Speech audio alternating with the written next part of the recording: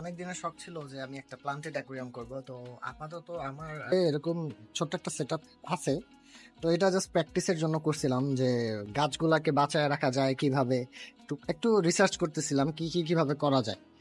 তো এখন হচ্ছে আহ এটা হচ্ছে অনেক রিসার্চ করার পর এটা নিছি। এটা হচ্ছে 24x12x12, 24 হাইটে 12, ওই পাশ থেকে 12 আর কি। তো পাথর ঈদের আগে অর্ডার করার পর ঈদের পর পাইছি। আর হচ্ছে মাটি পাচ্ছিলাম না, যত মাটিগুলাই পাচ্ছিলাম সবগুলাই হচ্ছে অ্যাকুয়াস সয়েলের অনেক দাম, যেটা প্রায় হচ্ছে 700 টাকা কেজি, 700, 800, 1000, এটা কোয়ালিটির উপর ডিপেন্ড করে। তো সেটা পাচ্ছিলাম না, যার কারণে হচ্ছে আমার বোনের শ্বশুর বাড়ি থেকে আমি গিয়ে মাটি আনছি। কিন্তু নার্সারিতে ওই মাটিগুলো পাওয়া যায় না, ওইখানেও সার থাকে, বিভিন্ন কেমিক্যাল থাকে, যার কারণে ওইটা আমি নেই। তো অনেক ঘোরাঘুরির পর আমি মিরপুর একের ওই দিক থেকে হচ্ছে এই আপনার মাটিটা আনি, যেটা আমি দেখাচ্ছি এখন। এই মাটিটা, তো মাটি রেডি, পাথর রেডি, আর হচ্ছে মোটামুটি আমার এখানে যেগুলো সেটআপের দরকার ছিল, এটা হচ্ছে এই অ্যাকুয়ারিয়াম রেডি। তারপর হচ্ছে এইটা হচ্ছে নিচি হচ্ছে ফিল্টার। এই ফিল্টারটা আপাতত এটা দিয়ে কাজ চালাচ্ছি, পরে একটা পাওয়ার ফিল্টার নিব বড়, এটা নিছি। আর এটা অনেক খোঁজাখুঁজি করার পরে পাইছি, এই স্ট্রাকচারটা আমার পছন্দ হয়েছে। তো এটা মোটামুটি 1-1.5 কেজির উপর হবে। এটার দাম পড়ছে 1500 টাকা। এটা, হ্যাঁ, এটা নিয়েছি খুলনার একটা ভাইয়ের কাছ থেকে। সেখানে যত সব জিনিসগুলো আছে সবগুলো এক এক জায়গা থেকে রিসোর্সেস কালেক্ট করছি। প্রিমিয়ামটা পড়ছে হচ্ছে 1700 টাকা। তো এটা আমি কোন দোকান থেকে কিনছি এটা বলবো না, কারণ এটা যার থেকে নিছি একটা বাটপার। হ্যাঁ, ও এটার সাথে একটা গিফট দেওয়ার কথা ছিল, ওইটা বলছে পাঠানোর সময় পাঠাই নাই, ভুল করে বলে পাঠাইনি। তারপর তাকে আমি অনেক দিন নক দিছি, এরপর আর সে ওই মালটা দেয় নাই। হ্যাঁ, তো দিবি না ভাই, ভালো কথা, বাটপারি করার তো কিছু নাই, বলে দিবি ভাই এটা দিতে পারবো না, শেষ। বাট বাটপারি পোস্ট করছে, যার কারণে আমি ওর এখানে কোনো কিছু উল্লেখ করলাম না। এটা হচ্ছে 5 mm গ্লাস, যেটার হচ্ছে প্রাইস পড়ছে 1700 টাকা। পুরোটা হচ্ছে ক্রিস্টাল গ্লাস। এই লাইটটার দাম পড়ছে হচ্ছে 2500 টাকা। এটা 20 ওয়াটের লাইট। 20 ওয়াটের লাইট নেওয়ার কারণ হচ্ছে যেহেতু আমার এটার হচ্ছে 24-12-12, এই জন্য এটার জন্য এই লাইটটা হচ্ছে সুইটেবল। এবং আমি একদম শুধু প্লান্টেড অ্যাকুরিয়ামে প্লান্টেড গাছগুলো যে পানির ভিতর রাখবো এরকম না, আমি কিছু গাছ রাখবো যেগুলো হচ্ছে মানে অ্যাকুরিয়াম থেকে বাহিরের দিকেও থাকবে, যার কারণে হচ্ছে এই লাইটটা আমি চয়েস করছি। এই লাইটটা অনেক ডিউরেবল, আমি দেখলাম। এটা হচ্ছে এটার নাম, এটার নাম হচ্ছে এটা। তো এটা আমি নিছি ডক্টর অ্যাকুয়া নামের একটা পেজ আছে তাদের কাছ থেকে। এইটা অ্যান্ড হচ্ছে এই পাওয়ার ফিল্টারটা, এটা আমি ওই অ্যাকুয়া ওয়ার্ল্ড থেকে নিছি।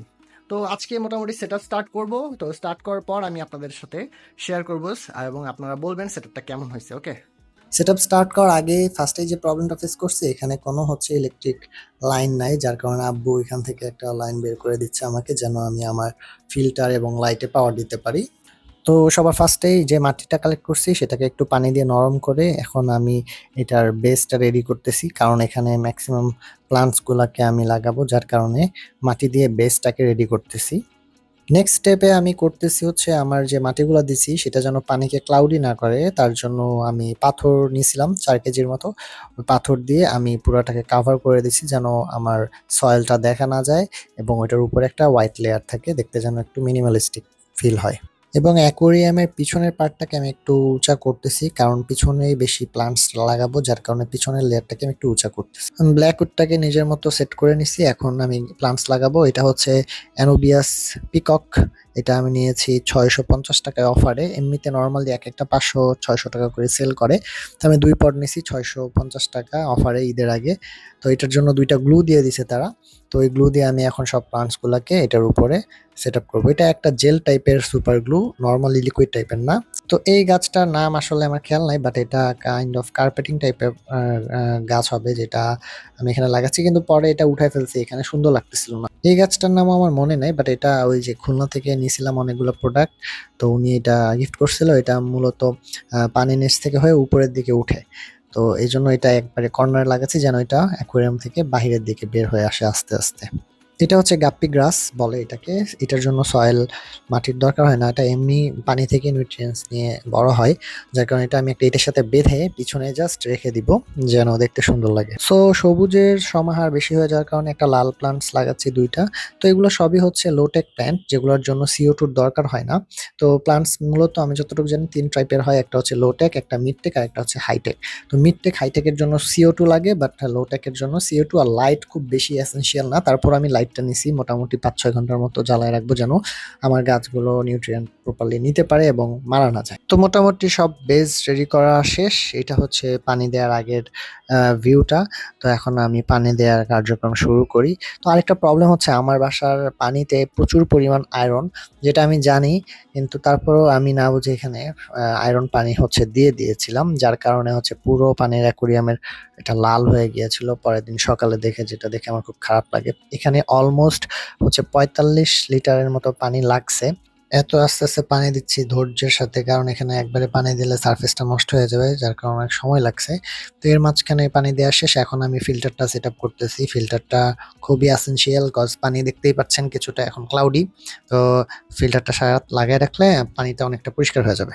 তো বিসমিল্লাহ বলে ফিল্টারটা বসাচ্ছি, বসানোর পরে সেটা একটু পানি দিতে হয়, পানি টানি দিলাম। দেওয়ার পর ফিল্টারটা সুন্দরভাবেই হচ্ছে তার কাজ শুরু করে দিছে, বাট এর মাঝখানে আমার বেসটাকে আমি নাড়ায় ফেলাইছি, এটা নিয়ে অনেক ঝামেলা হয়েছে, পরে আবার সব ঠিক করতে হয়েছে। তারপর দেখতেই পাচ্ছেন এটা হচ্ছে আমার লাস্ট। সবকিছু সেট করার পরের অবস্থা, পানি কি ঘোলা এবং একটু ইয়েলোইশ লাগতেছে বিকজ অফ আয়রন। তো সকালে উঠে দেখলাম পুরো পানিটাই হলুদ হয়ে গিয়েছে, যার কারণে আমি বাধ্য হয়ে ফিল্টার পানি অর্ডার করলাম 3 বোতল, এক একটা বোতলে 20 লিটারের মতো পানি আটে। তো প্রত্যেকটা পানি নিয়ে আমি শুরু করলাম আবার অ্যাকুরিয়ামকে রিফিল করা। তো এবার বুঝতেছি কেন শখের তোলা 80 টাকা বলা হয়। যাই হোক, যেহেতু ইচ্ছা ছিল তাই যেমনিই হোক এটাকে করব ভেবেই আমি আবার 150 টাকা দিয়ে 3 বোতল পানি কিনি এবং আবার রিফিল করি। তো এখন দেখতে পারতেছেন আগের থেকে এখন পানি কতটা পরিষ্কার। তো যাই হোক, এরপরে যখন পানি চেঞ্জ করব তখন জাস্ট 1 বোতল পানি আনলেই হবে, যেটা 50 টাকার মতো পড়বে। ওই পানি 30% চেঞ্জ করলে আমার বাকিটা ঠিক হয়ে যাবে। তো ফিল্টার চালানোর পর পানি দেওয়ার সাথে সাথেই পানি মোটামুটি ভালোই ক্লিয়ার এবং সব গাছগুলো আলহামদুলিল্লাহ বেঁচে আছে। তাদেরকে মোটামুটি লাইটের এবং ফিল্টারটা অন রাখার পর দেখলাম যে না, আশেপাশের সিচুয়েশনটাও সুন্দর। তো যার কারণে এখন এই পানিটাকে আমি মোটামুটি আরো 5-6 দিন রাখবো। এর মাঝখানে কিছু 20% পানি চেঞ্জ করব। তারপর কিছু শ্রিম্প ছাড়বো যেন ইকোসিস্টেমটা আস্তে আস্তে ঠিক হতে থাকে। তো এটা দেখতে পাচ্ছেন আমার একদিন পরের ফাইনাল লুক। এটা হচ্ছে আমার অ্যাকুরিয়ামের অবস্থা। তো আমার এই টোটাল এই সেটআপটা করতে খরচ হয়েছে 7,000 টাকা। একটু কম হইছে, বাট টোটাল ওভারঅল সব খরচ মিলাইলে আমার 7,000 টাকার মতো খরচ হয়েছে এই সেটআপটা বানাতে। তো সেটআপটা কেমন লাগলো আপনাদের, এবং আপনাদের কোনো সাজেশন থাকলে অবশ্যই জানাবেন, কজ আমি এটা মোটামুটি ইউটিউব দেখেই নিজে থেকে করেছি। কোনো ভুল হলে অবশ্যই আমাকে জানাবেন, কোনো কিছু আপগ্রেড অথবা আরেকটু ইমপ্রুভ করা যায় কিনা সেটা যদি আপনারা জেনে থাকেন অবশ্যই কমেন্ট করে জানান। তো এই ছিল আজকের ভিডিও, দেখা হবে পরের ভিডিওতে। আল্লাহ হাফেজ।